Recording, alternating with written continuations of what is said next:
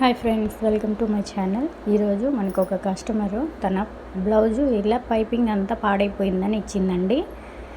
ఇలా థ్రెడ్ అంతా బయటకు వచ్చేసి క్లాత్ అంతా ఇలాగా చినిగిపోయిందనేసి ఇచ్చింది. దీన్ని ఏమైనా చేయగలమా అని నన్ను అడిగింది. సరే చూద్దామనేసి నేను కూడా తీసుకున్నాను. దానికి ఫస్ట్ మనం ఏం చేయాలంటే ఈ బయటకు వచ్చిన ఈ పైపింగ్ థ్రెడ్ క్లాత్తో సహా కట్ చేసేయాలండి. మనము బ్లౌజ్ పీస్ని కట్ చేయకూడదు, కేవలం ఈ పైపింగ్ క్లాత్ ఏదైతే ఉందో దాని వరకు మాత్రమే కట్ చేయాలి. ఇలా నీట్గా కట్ చేసేసుకోండి. మొత్తం బ్లౌజ్ కట్ చేస్తే మళ్ళీ మనకి బ్లౌజ్ అనేది తగ్గిపోతుంది, ఫిట్టింగ్ పోతుంది. అందుకనేసి కేవలం ఈ పైపింగ్ క్లాత్ మాత్రమే ఇలా నీట్గా కట్ చేసేసుకోండి.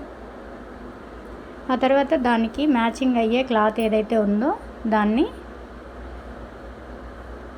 తీసుకొని మనం క్రాస్ పీసులు కట్ చేసుకోవాలి పైపింగ్ కోసం. చూడండి, నేను ఈ క్లాత్ అయితే తీసుకున్నాను. దీన్ని ఫస్ట్ ఇలాగా క్రాస్గా వేసుకొని మనం క్రాస్ పీసులు ఇలా కట్ చేసుకోవాలి. యాక్చువల్గా మనం పైపింగ్ కోసం 1.5 ఇంచు లేదంటే 1.5 ఇంచులో కట్ చేసుకుంటాం కదండి. కానీ దీనికైతే మాత్రం ఒక 2-2.5 ఇంచులో కట్ చేసుకోండి.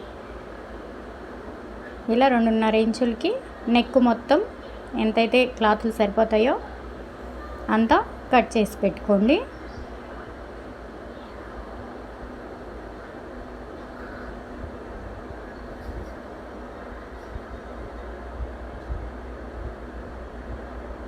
ఈ విధంగా కట్ చేసుకున్నాక ఎడ్జెస్ అనేవి ఇలా ఉన్నాయి కదా, దీనికి ఇదంతా కొంచెం నీట్గా ట్రిమ్ చేసుకోండి.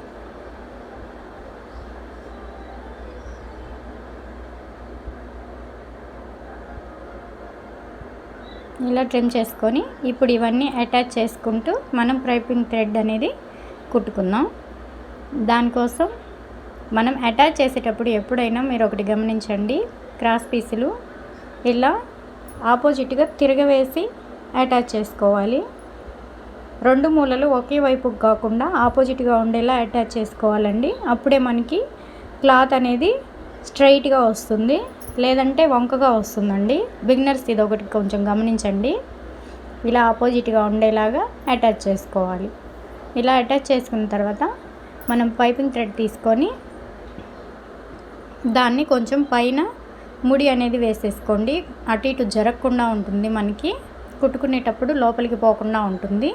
ఇలా స్టార్టింగ్లో ఒక ముడి వేసుకొని దీన్ని ఇలా పైన పెట్టేసి ఈ క్లాత్ని ఇలా సమానంగా మధ్యలోకి మడిచి పైపింగ్ థ్రెడ్ అనేది మధ్యలో పెట్టుకొని కుట్టు వేసుకోండి. మనం నార్మల్గా ఇలా పెట్టి కుడతాం కదా, కానీ దీనికి మాత్రం ఇలా పెట్టుకొని స్టిచ్ అనేది వేసేసుకోండి.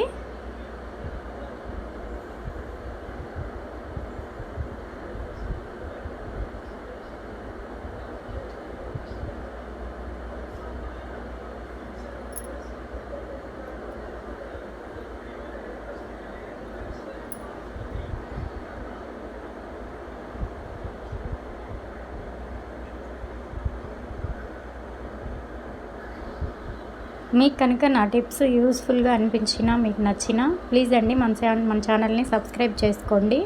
మీకు ఇలాంటి యూస్ఫుల్ టిప్స్ చాలా నేను డైలీ ఒక వీడియో లెక్కన అప్లోడ్ చేస్తూ ఉంటానండి. ప్లీజ్ మీకు కనుక నచ్చితే ఒక లైక్ చేయండి, ఎలా అనిపించిందో ఒక కామెంట్ కూడా చేయండి. నేను ఏమైనా తప్పులు చేస్తున్నానా ఏమనేది ఒక కామెంట్లో నాకు చెప్పండి. ఏమైనా చేస్తుంటే నేను వాటిని సరి చేసుకుంటూ వీడియోలు చేయడానికి ట్రై చేస్తాను.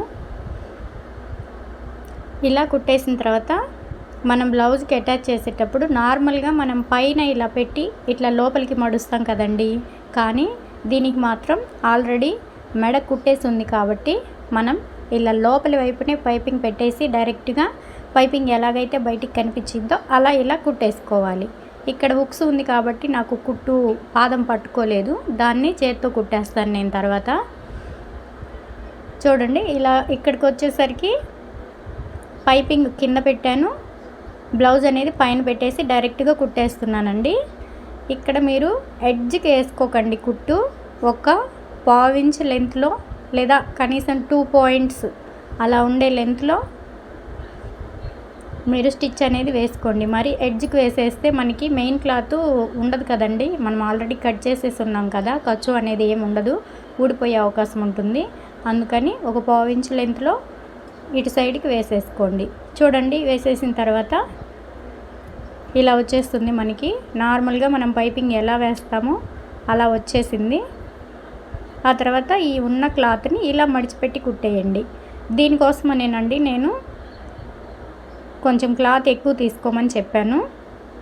ఇలా మనము డబుల్ లేయర్ పైన మడిచేస్తే ఇక అది స్ట్రాంగ్గా ఉంటుంది.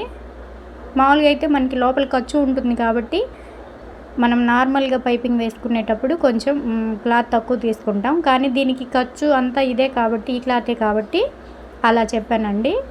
చూడండి, మొత్తం కుట్టేసిన తర్వాత పైపింగ్ అనేది ఎంత నీట్గా వచ్చిందో.